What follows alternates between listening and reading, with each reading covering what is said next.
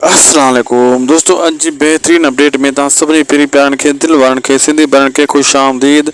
उदासी TV में अॼु ज़बरदस्त अपडेट तव्हांखे ॾींदासीं। जी हाँ दोस्तों, सभिनी दोस्तनि खे अर्ज़ु कंदुसि हिन वीडियो खे आख़िर ताईं ॾिसंदा। अॼु तव्हांखे बड़ी ख़बर मिलण वारी आहे।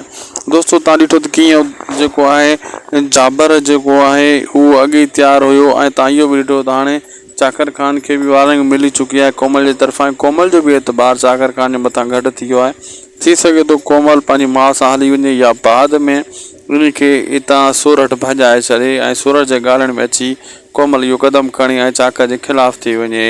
होॾां जेको आहे दोस्तों, उहो जेको चाकर ख़ान खे जाबर मोटाए छॾियो, फैरे जे ज़ोर ते इहो वॾो कमु कयो अथई ऐं चाकर ॻोल्हींदो त उहो गद्दार कहिड़ो आहे। गद्दार एॾी आसानी सां चाकर ख़ान खे मिलंदो कोन, इहो मां तव्हांखे ॿुधाए छॾियां।